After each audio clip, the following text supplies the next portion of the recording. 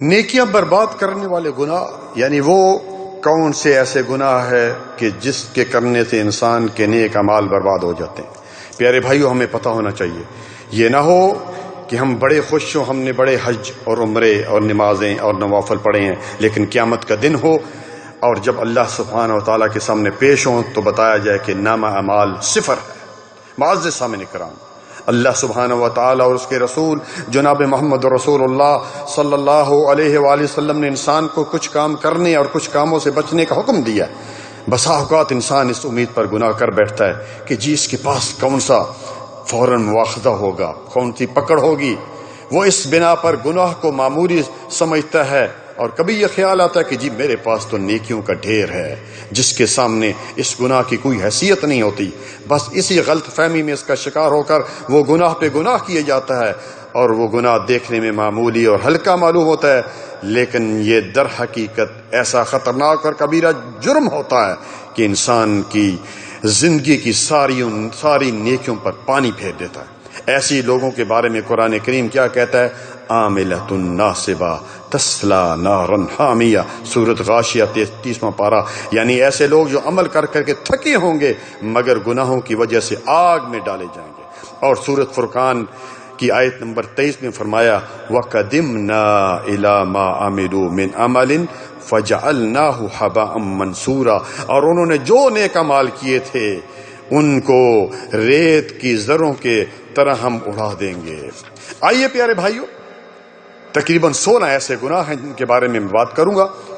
سب سے عظیم گناہ سیر فہرست جس سے انسان کی تمام نیکیاں برباد ہو جاتی ہیں وہ شرک ہے۔ سورۃ انعام 7واں پارہ آیت نمبر 82 سے لے کر 88 تک اللہ تعالیٰ نے 18 جلیل القدر نبیوں کے نام لے کر آگے آیت نمبر 88 میں فرمایا وَلَوْ أَشْرَكُوا لَحَبِطَ عَنْهُمْ مَا كَانُوا يَعْمَلُونَ، کہ اگر یہ نبی بھی شرک کرتے تو ان کے اعمال سب ضائع ہو جاتے۔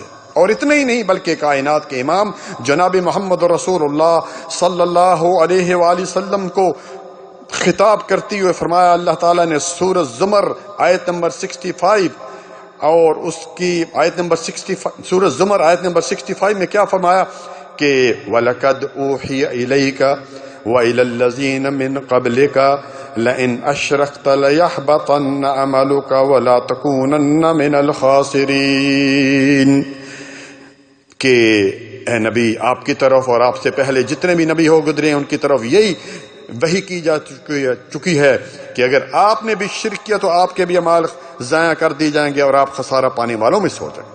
امت میں نبی سے بڑھ کر نیکیاں تو کسی کی نہیں ہو سکتی۔ پیغمبر شرک سے پاک ہوتے ہیں پیارے بھائیوں۔ یہاں دراصل یہ سمجھانا مقصود ہے کہ اگر کسی نبی کسی پیغمبر جیسے یعنی وہ بھی اعمال ہوں گے تو اگر شرک ہوگا تو وہ بھی برباد کر دی جائیں گے۔ کوئی اس گمان میں نہ رہے کہ وہ سید یا سید پیرزادہ ہے یا اولیاء کی لڑی میں سے ہے، شرک کرنے سے اس کے تمام اعمال جو ہے وہ برباد ہو جاتے ہیں۔ دوسرا گناہ والدین کی نافرمانی، نمبر 1۔ اس میں 3 گناہ کا ذکر ہے، والدین کی نافرمانی، احسان جتلانا اور تقدیر کو جھٹلانا۔ اللہ نبی صلی اللہ علیہ وسلم نے فرمایا ثلاثۃ لا يقبل اللہ عز وجل منہم صرفا ولا عدلا، صحیح الجامع کی روایت ہے 3065 کہ ان 3 آدمیوں کے جو والدین کی نافرمانی کرتا ہے، احسان جتلاتا ہے اور تقدیر کو جھٹلاتا ہے، اس کی نہ فرض عبادت قبول ہوتی ہے نہ نفل عبادت۔ اسی طرح تیسرا گناہ شوقیہ کتا پالنا، اور آج یہ رواج عام ہو گیا۔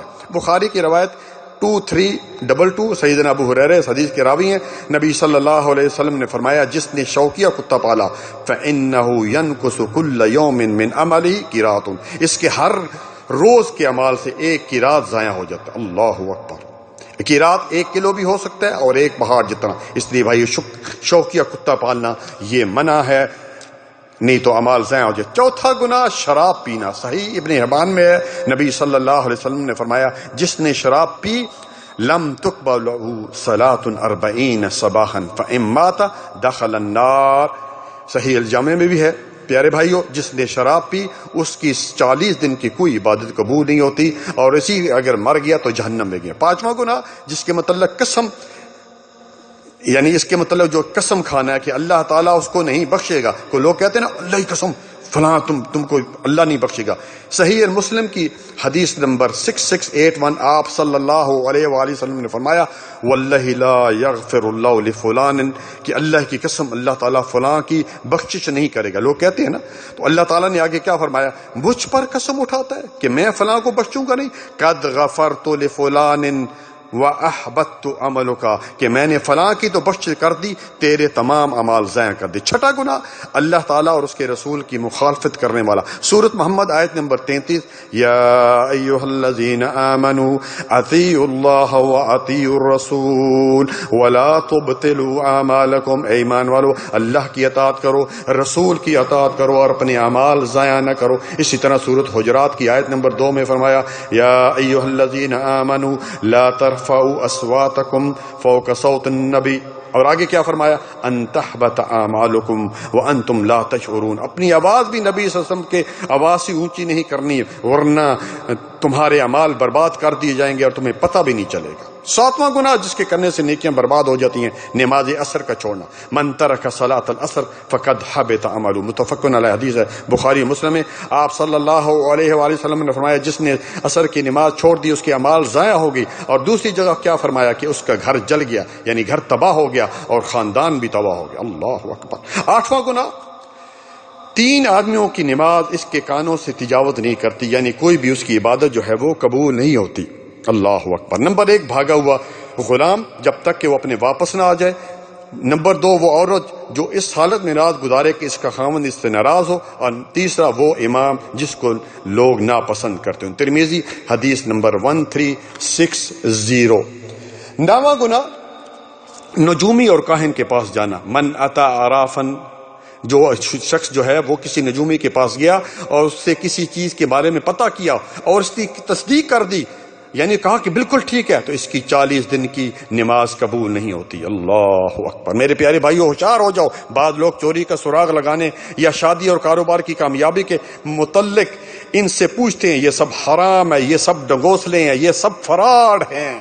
لوگ جاتے ہیں جی میرا ہاتھ دیکھیں، کبھی دبئی کا ویزا نکلے گا، یہ سب حرام ہے. اس کی جو ہے عبادت، کوئی عبادت بھی قبول نہیں ہوتے. اور ایک جگہ فرمایا فقد کفر بما انزل علی محمد صلی اللہ علیہ وسلم او کما قال صلی اللہ علیہ وسلم، کہ اس نے اس بات کا انکار دیا جو نبی صلی اللہ علیہ وسلم پر اتری، یعنی قرآن حدیث کا اس نے انکار کیا. 10واں گناہ تنہائی میں حرام کام کرنا. حضرت ثوبان رضی اللہ تعالیٰ عنہ اس حدیث کے راوی ہیں. رسول اللہ صلی اللہ علیہ وآلہ وسلم نے فرمایا کہ میں اپنی امت میں سے ان لوگوں کو جانتا ہوں. کون ہیں وہ لوگ؟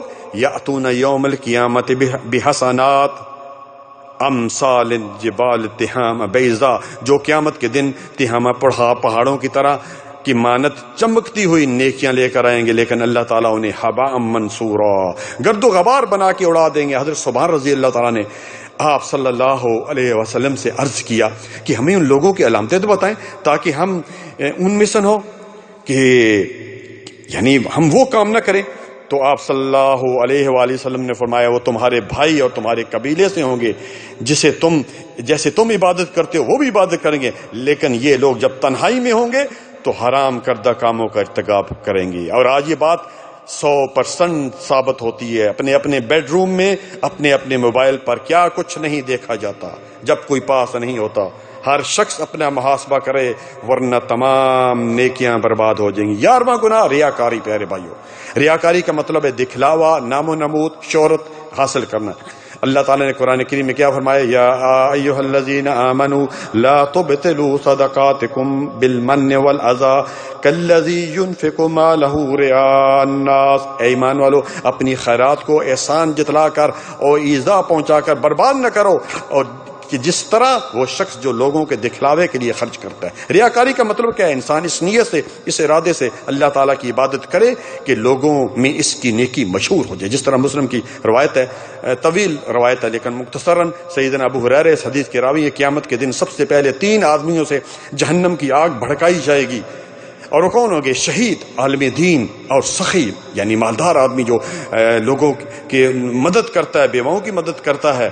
لیکن کیا ہے ان کے اعمال تو بہت اچھے تھے مگر ان لوگوں میں کیا تھا؟ دکھلاوا تھا۔ 12واں گناہ آخرت کو جھٹلانا۔ آخرت مراد انسان کی وہ زندگی ہے جس کے مرنے کے بعد جو شروع ہوگی، جس کی کوئی انتہا نہیں، اس پر بھی ایمان لانا اسی طرح فرض ہے جس طرح اللہ تعالیٰ پر اور اس کے رسولوں اور کتابوں اور فرشتوں پر ہے۔ سورۃ اعراف میں اللہ تعالیٰ نے کیا فرمایا؟ 147 میں والذین کذبوا بآیاتنا ولقاء الآخرۃ حبطت اعمالهم، وہ لوگ جنہوں نے ہماری آیات کو اور آخرت کی ملاقات کو جھٹلایا ان کے اعمال برباد ہو گئے۔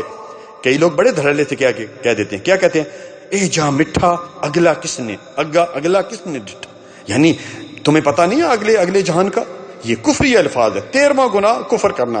کفر ایمان کی ضد ہے۔ نبی صلی اللہ علیہ وآلہ وسلم نے فرمایا، یعنی رسول اللہ صلی اللہ علیہ وآلہ وسلم کی لائی ہوئی شریعت کا جان بوجھ کر انکار اور کفر کرنا یہ بہت بڑا گناہ ہے۔ اللہ تعالیٰ نے سورۃ مائدہ آیت نمبر 2 میں کیا فرمایا؟ وَمَن يَكْفُرْ بِالْإِيمَانِ فَقَدْ حَبِطَ عَمَلُهُ وَهُوَ فِي الْآخِرَةِ مِنَ الْخَاسِرِينَ، اور جس نے ایمان کے ساتھ کفر کیا پھر تحقیق اس کا عمل برباد ہو گیا اور آخرت میں نقصان اٹھانے والوں میں سے ہوگا۔ ٹھیک ہے میرے بھائیو۔ 14واں گناہ منافق کے تمام اعمال برباد۔ اللہ تعالیٰ نے منافق کا ذکر کرتے ہوئے سورۃ احزاب کی آیت نمبر 19 میں فرمایا اولئک لم یؤمنوا فحبط اللہ اعمالہم، یہ ایمان ہی نہیں لائے، اللہ تعالیٰ نے ان کے اعمال ضائع کر دے۔ اس طرح ایک جگہ فرمایا ان المنافقین فی درک الاسفل من النار، سورۃ نساء 145 کہ منافقین جہنم کے سب نچلے درجے میں ہوں گے۔ 15واں وہ گناہ جس سے انسان کے اعمال ضائع ہو جاتے ہیں، حقوق العباد۔ رسول اللہ صلی اللہ علیہ وآلہ وسلم نے فرمایا کہ پیارے بھائیو، ایک شخص جو ہے قیامت کے دن جو ہے حسنات کل جبال، پہاڑ جتنی نیکیاں لے کر آئے گا، مگر دنیا میں کسی کو مارا ہوگا، کسی کو گالی دی ہوگی، کسی کی غیبت کی ہوگی، اس کی تمام نیکیاں برباد کر دی جائیں گی، اور اس کی تمام نیکیاں جو ہیں وہ لوگوں کو جس کے ساتھ اس نے زیادتی کی ہیں اس پر ان کو دے دی جائیں گی اور اس کو جہنم پھینک دی جائے گی۔ اس لیے یاد رکھیں حقوق اللہ کے ساتھ حقوق العباد کا بھی خیال رکھیں۔ آخری وہ گناہ جس سے نیک اعمال برباد ہو جاتے ہیں، مرتد کی تمام نیکیاں برباد ہو جاتی ہیں۔ مرتد اس شخص کو کہتے ہیں جو اسلام لانے کے بعد دین اسلام ترک کر دوسرے دین یعنی نصرانیت یا یہودیت کو اختیار کرے۔ سورۃ بقرہ 217 میں اللہ تعالیٰ نے کیا فرمایا کہ تم میں سے جو لوگ اپنے دین سے پلٹ جائیں اور کفر کی حالت مر جائیں